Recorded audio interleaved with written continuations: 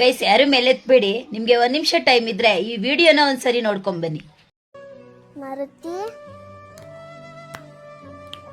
ಎದ್ದು ಬಾ. ಅತ್ಯಂತ ಎಮರ್ಜೆನ್ಸಿಯಾದ ಒಂದು ವಿಡಿಯೋ.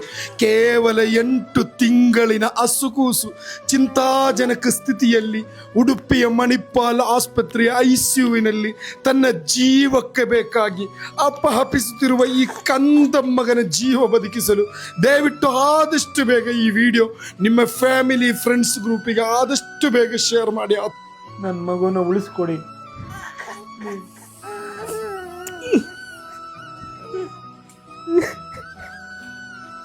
ಜನ ನನ್ನ ಕೈ ಬಿಡೋದಿಲ್ಲ ಎಂದು, ಜನ ನನ್ನ ಸಹಾಯ ಮಾಡೇ ಮಾಡ್ತಾರೆ, ಕೈ ಬಿಡೋದಿಲ್ಲ ಅಂತ ಹೇಳ್ತಿ.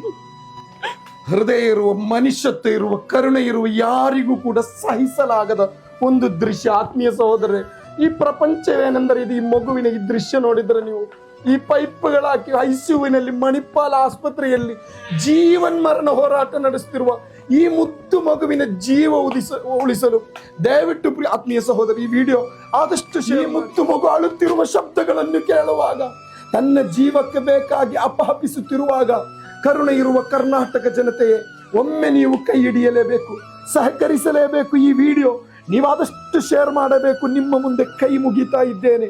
ಮನುಷ್ಯತ್ವಕ್ಕಿಂತ ದೊಡ್ಡ ಧರ್ಮ, ಮಾನವೀಯತೆಗಿಂತ ದೊಡ್ಡ ಧರ್ಮ ಮತ್ತೊಂದಿಲ್ಲ ಆತ್ಮೀಯ ಸಹೋದರರೇ. ದಯವಿಲ್ಲದ ಧರ್ಮ